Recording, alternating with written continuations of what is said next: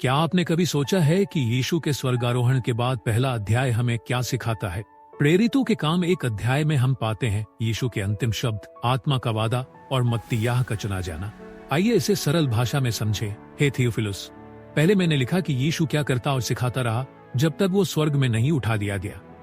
40 दिनों तक यीशु अपने चेलों को दिखाई देता रहा और परमेश्वर के राज्य की बातें करता रहा। उसने आज्ञा दी, यरूशलेम से न हटो जब तक पिता की प्रतिज्ञा पूरी न हो जाए। उन्होंने सुना, तुम पवित्र आत्मा से बपतिस्मा पाओगे। चेलों ने पूछा, प्रभु क्या तू अब इस्राएल को राज्य देगा? यीशु ने जवाब दिया, ये जानना तुम्हारा काम नहीं, लेकिन जब पवित्र आत्मा आएगा तुम सामर्थ पाओगे।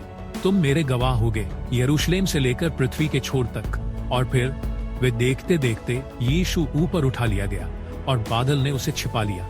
2 स्वर्गदूत प्रकट हुए और बोले, जैसे यीशु गया है वैसे ही वह फिर आएगा। समय बिताया जहां पतरस, यूहन्ना, याकूब, मरियम और बाकी सब मिलकर एक चित्त होकर प्रार्थना करते रहे।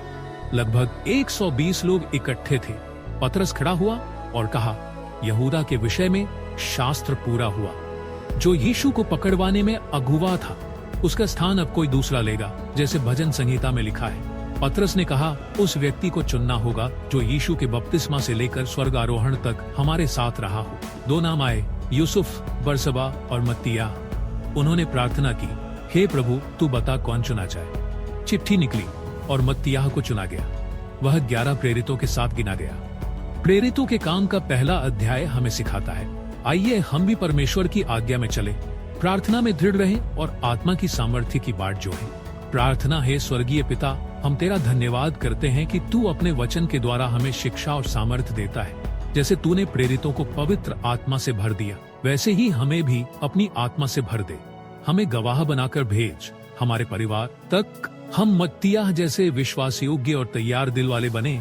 यीशु के नाम में हम प्रार्थना करते हैं, आमीन।